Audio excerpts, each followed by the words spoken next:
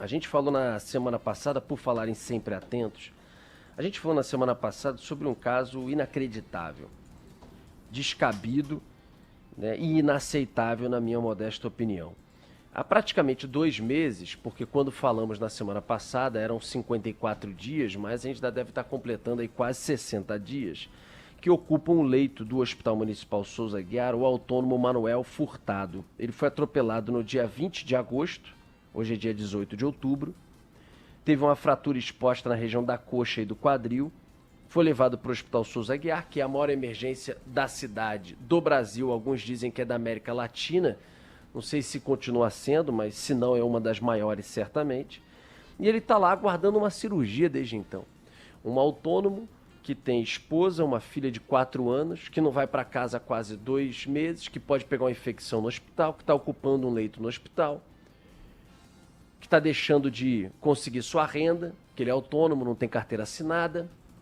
Enfim, está arrebentado de todas as formas.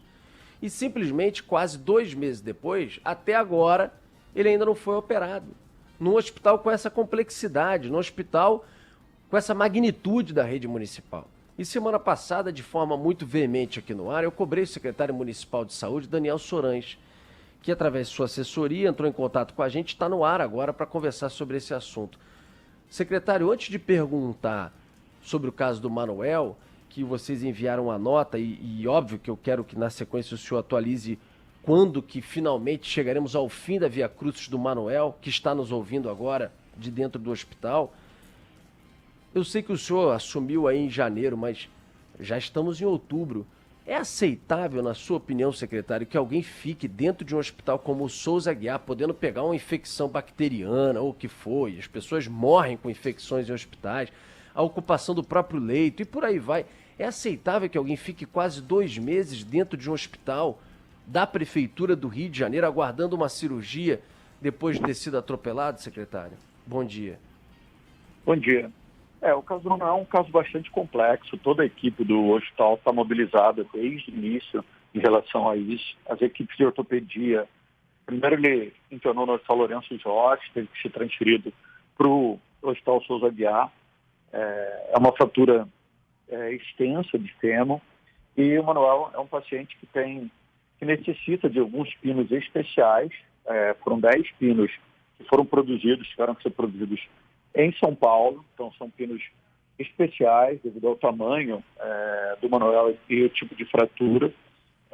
Teve que correção desses pinos, outra reavaliação do ortopedista, então é um caso bem complexo. Infelizmente levou aí a 60 dias de internação. Os pinos já estão no hospital e ele será operado na quarta-feira, se tudo der certo, se ele estiver estável para poder operar. Então a operação está marcada para quarta-feira e é um caso extremamente complexo, por isso demorou tanto tempo para que a gente pudesse ter, de fato, condições para essa operação. Então, pelo que o senhor está explicando, não há excesso nisso. Eu fico me perguntando, o senhor é médico, eu não. Fico me perguntando se na rede privada, por exemplo, no hospital que funciona, alguém fica 60 dias aguardando uma cirurgia, ocupando um leito. Um pinos o quê? Vieram de São Paulo? Mesmo que fossem feitos, vieram de São Paulo, a 400 quilômetros do Rio de Janeiro.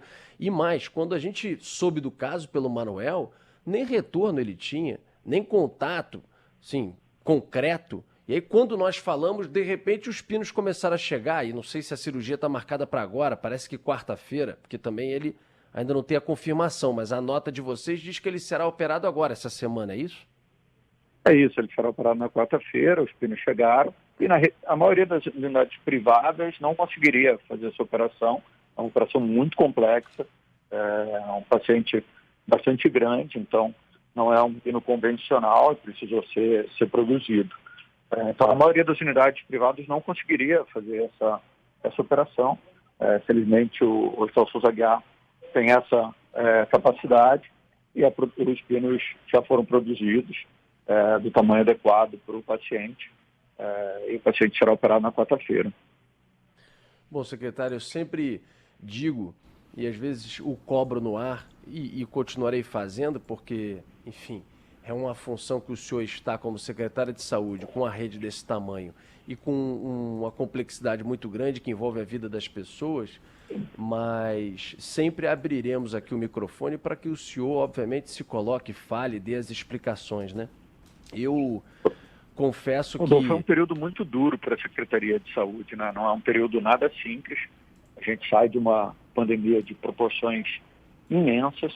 É claro que agora os outros problemas na saúde das pessoas vão começar a aparecer e aparecer ainda com mais intensidade.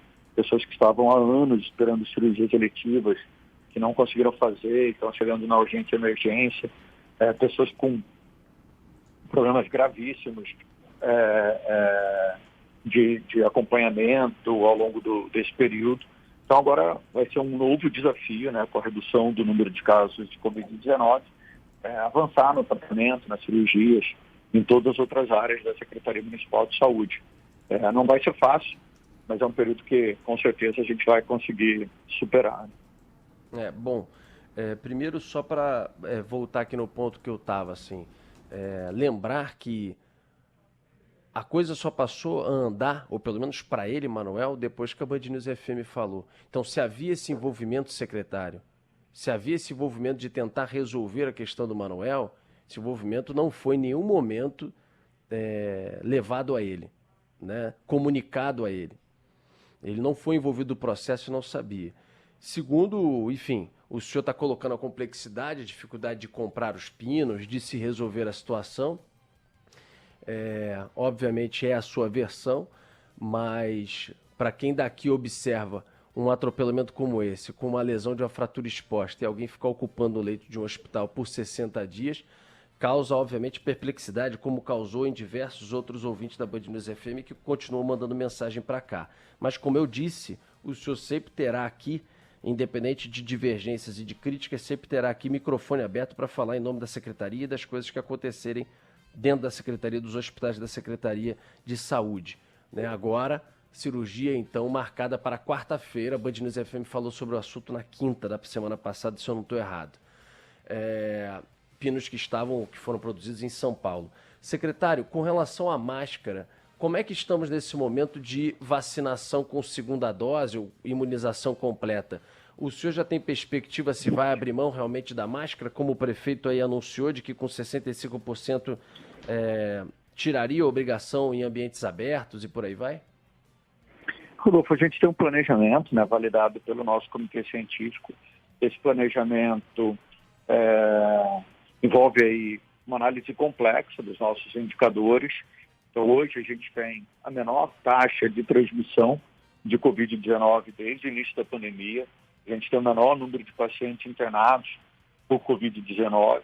O número de casos sendo diagnosticados por Covid diminui a cada dia.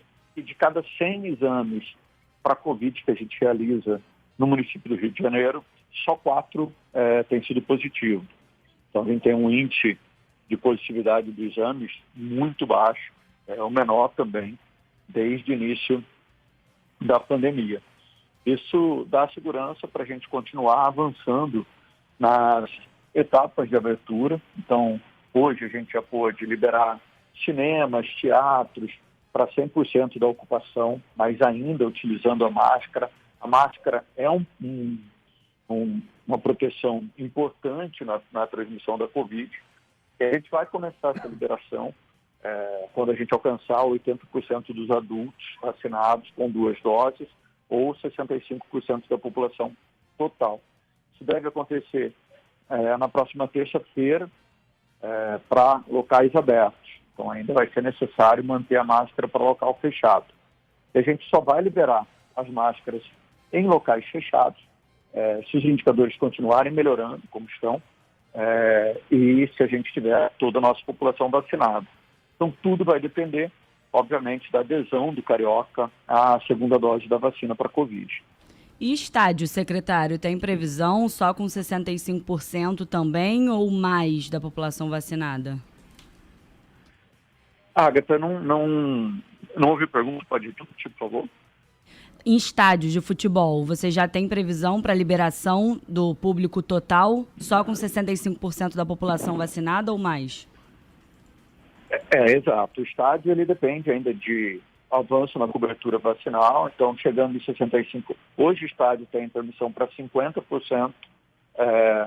Quando a gente alcançar 65% da população vacinada, ele também vai poder ter capacidade plena aí, de abertura das cadeiras e da ocupação plena. Né? Oi, secretário. Cristiano falando contigo agora, bom dia. Sobre o atraso no envio de doses, na verdade agora, na última nota que a secretaria enviou na sexta passada, quando comunicou a paralisação do calendário da dose de reforço, falou em uma mudança no cronograma de entrega das remessas da Pfizer. Queria que você atualizasse para a gente também, é uma relação ainda muito desgastada, né, da Prefeitura do Rio com o Ministério da Saúde, pelo menos no que diz respeito a prazos. Essas doses estão para chegar na quarta-feira mesmo e qual a alegação do Ministério para tantos atrasos? O que eles alegam para não ter conseguido resolver essa situação? Porque o Rio paralisou o calendário mais de 10 vezes por conta de atrasos no envio das vacinas. Cristiano, foram 7 vezes exatamente que a gente teve que interromper o nosso calendário. O Rio foi uma das primeiras cidades a apresentar um calendário a longo prazo. Felizmente, a gente conseguiu antecipar esse calendário ainda. Nesse mês, especificamente, o Ministério da Saúde tinha o compromisso de enviar 51 milhões de doses de vacina para a Covid para todos os estados da federação. Até o momento, ele distribuiu 16 milhões de doses. O Rio de Janeiro, a gente tinha expectativa que o Ministério distribuísse pelo menos até o dia 15, 25 milhões de doses, o que não aconteceu, ele distribuiu somente 16 milhões. Então o Rio de Janeiro tinha expectativa de receber 300 mil doses de vacina a mais nessa semana, e essas vacinas infelizmente não chegaram. Então a gente teve que interromper a vacinação da terceira dose. Ela está interrompida nesse momento na cidade, e o Ministério já se comprometeu a enviar mais doses de vacina até a próxima quarta-feira, quando a gente retoma a nossa vacina da dose de reforço a partir de quinta-feira.